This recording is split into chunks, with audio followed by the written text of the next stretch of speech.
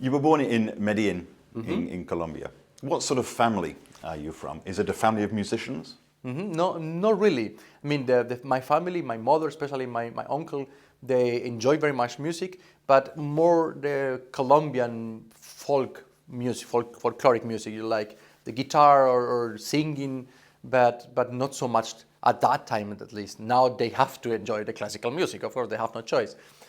Because of me. At that time was more like a normal family, you know, a little bit bohemian perhaps. You were 15, I think, when you first started to conduct your youth orchestra.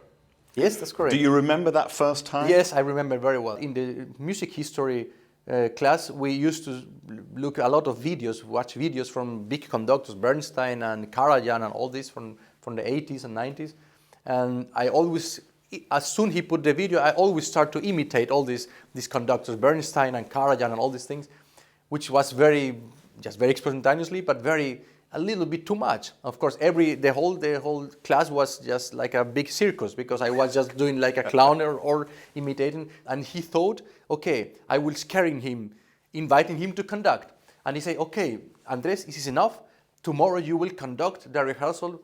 And I say, okay, no problem. And then the next day I did the rehearsal. And it went actually very good. And he said, you know, you continue the whole semester, this whole 3 months before the concert.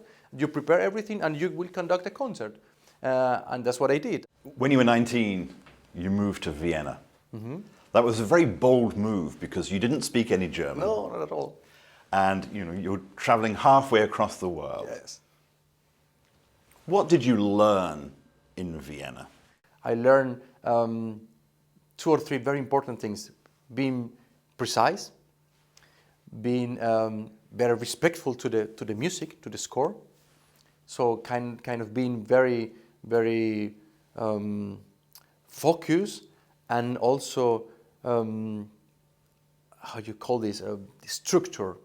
You understand that without structure, without everything in the right place, nothing else could be successful, could happen. And I learned this. This is perhaps very Germanic, being on time, being precise, everything must be in a schedule, you know, everything. This is not so much Colombian. In South America, it's perhaps not one of our more, you know, strongest qualities, being on time and being not so much. So, and I learned this.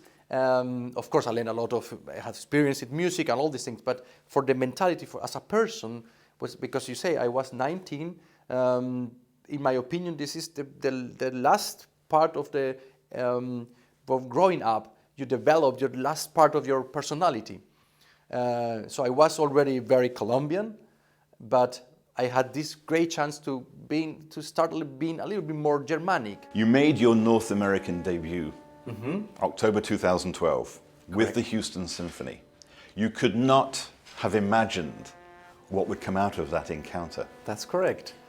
Having worked with the orchestra and second time, I spent some time in the city, you know, drive around and saw beautiful places, had good meals, and I discovered a very interesting part of the world that I didn't know, of course, before I hear about Houston and Texas and all this, of course, as everybody of us. But I had no idea. This was, again, my first time being in America, actually.